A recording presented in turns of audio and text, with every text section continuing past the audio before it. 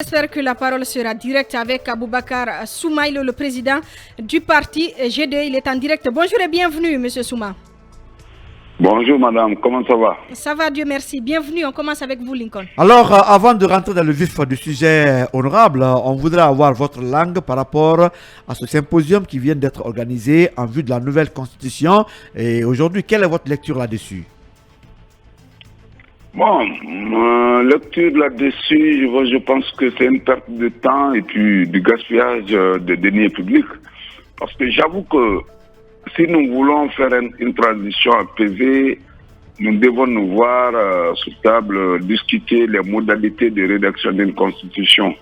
Je crois que la Guinée a une constitution. Il suffit juste de toiletter cette constitution qu'on appelle la constitution de mai 2010. Cette constitution, c'est une bonne constitution. Ce n'est pas une question de constitution. Même si on va écrire, comme le disait mon professeur Saleh Ossila, une constitution avec d'encre d'or, mais si la constitution n'est pas respectée, ça n'a aucune valeur. Donc, moi je pense qu'un CNT taillé sur mesure ne peut pas non plus rédiger une constitution digne de ce nom si la classe sociopolitique n'est pas impliquée de manière à rédiger une constitution applicable. Une partie de la classe politique était présente à cette rencontre.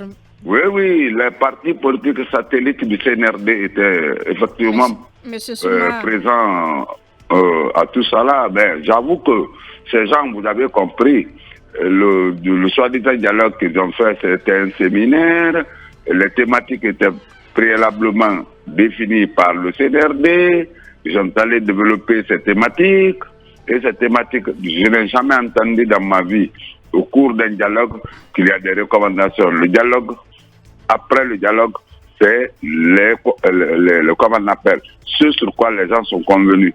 Donc, si c'est les recommandations, ça veut dire que c'est un séminaire. Moi, je pense que nous devons être responsables. Les Guinéens doivent être responsables. Les responsables politiques et sociaux doivent être responsables. Et la responsabilité, c'est quoi? C'est de faire quelque chose qui peut résister dans le temps et dans l'espace. Le faire dans cette manière-là, je crois que le président de la République qui viendra après risquerait de remettre en cause cette nouvelle constitution qui ne serait pas une constitution issue de la classe politique réelle, issue de la classe sociale réelle. Quelle est la manière que vous proposez, M. Souma? On a réuni des experts, on a réuni nous avons proposé une transition de 18 à 24 mois depuis le soir du 5 septembre 2021. Nous nous sommes dit dans ce chronogramme donc, que nous avons proposé qu'on pouvait toiletter la constitution de mai 2010. Ça ne prend même pas un mois. Le travail de rédaction d'une nouvelle constitution, ça ne prend même pas un mois. Si nous voulons faire un bon travail, un travail consensuel, les manquements, les adaptations que nous devrions apporter à cette constitution de mai 2010 ne nous prendra pas un temps de plus d'un mois. C'est ça la vérité. Ce n'est pas 81 personnes qui vont travailler dessus, c'est une dizaine de personnes qui vont travailler dessus, essayer de réadapter les choses de manière à ce que ça réponde aux questions importantes qui ont été soulevées après la rédaction de cette constitution. Mais si on se met maintenant à regrouper les constitutionnalistes sénégalais, marocains, je ne sais quoi, c'est un simple gaspillage. Moi, je pense, une fois encore, il faut que les gens se ressaisissent. Il faut que dans ça comprennent qu'il ne peut pas inventer la roue. La roue existait bien avant nous autres et elle existera après nous. D'accord. Sur une question que vous avez soulevée et qui me paraît importante, c'est cette question liée à si vous voulez, à la rigueur de la Constitution. Vous avez rappelé tantôt que ce n'est pas une question de Constitution, c'est une question de respect de la Constitution. Et voilà, et quand nous parlons du respect de cette Constitution, au-delà des institutions juridictionnelles, est-ce qu'on ne peut pas vous-même, acteurs politiques, vous engager? Parce que la Constitution de 2010 était une Constitution qui était l'une des meilleures de la sous-région. Mais c'est vous, évidemment, qui avez cautionné qu'elle soit violée. Nous n'avons jamais cautionné, il ne faut pas accuser tout le monde, il ne faut pas que Il ne faut pas qu'un enfant d'une famille se mette à faire des dégâts et que nous mettions l'acte de cet enfant sur l'ensemble des enfants. Non. C'est un politique qui l'a fait, c'est pas un militaire. C'est pas un militaire, c'est un politique. Ce n'est pas la classe politique en tant que telle, de façon totale, qui a dit que la Constitution de... Il faut voir d'abord comment la Constitution de mai 2010 est venue. Quelles sont les recommandations de Burkina Faso, de Ouaga? Quelles sont les résolutions de Ouaga? Comment les résolutions? Est-ce qu'on a connu une élection transparente, équitable? Comment on est rentré dans les élections en 2010? Comment ça s'est passé? Moi qui vous parle, j'étais maire titulaire de la commune de Dixine. Je sais comment les élections se sont passées.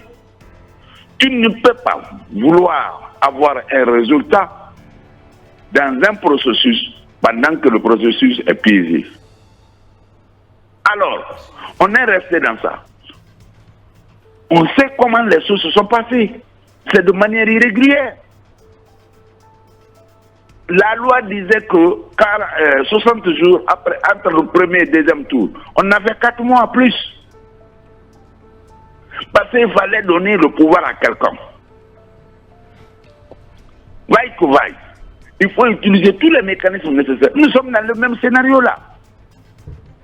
Il faut que les Guinéens se ressaisissent.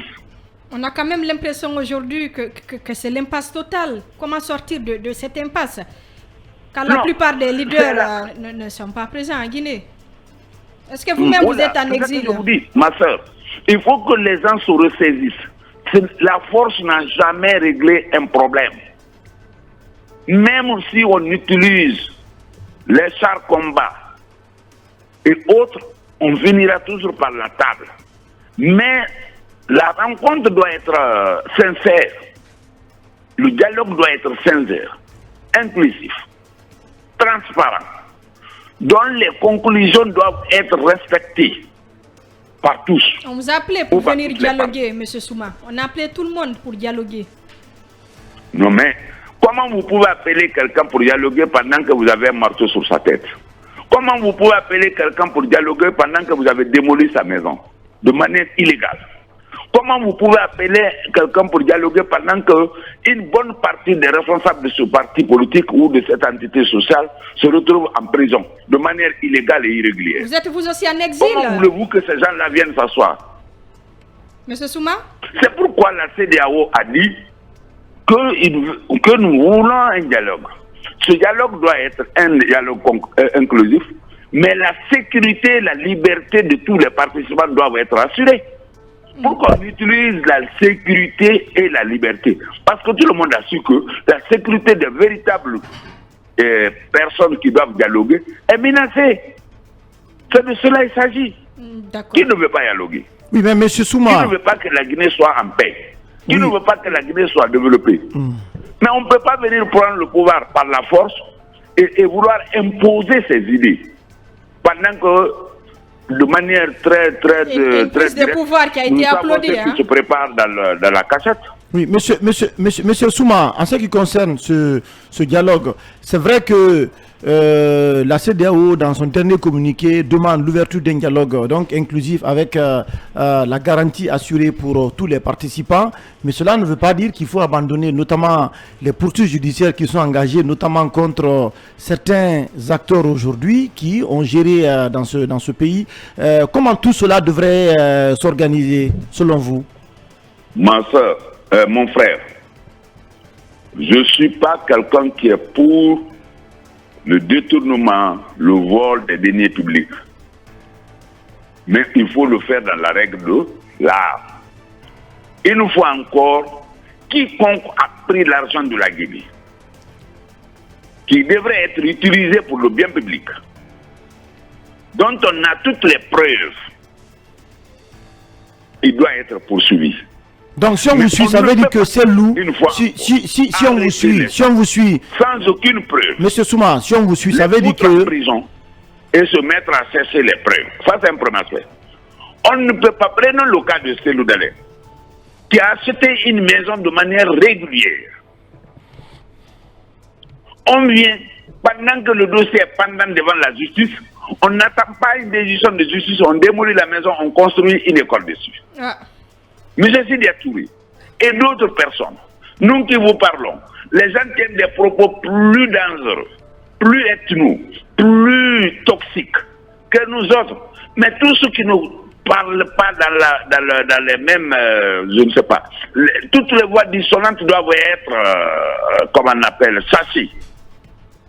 On doit taire toutes les voix dissonantes. C'est ces poursuites-là que vous appelez les poursuites. D'accord. Honorable, on va revenir au sujet, c'est très important. Une dernière question.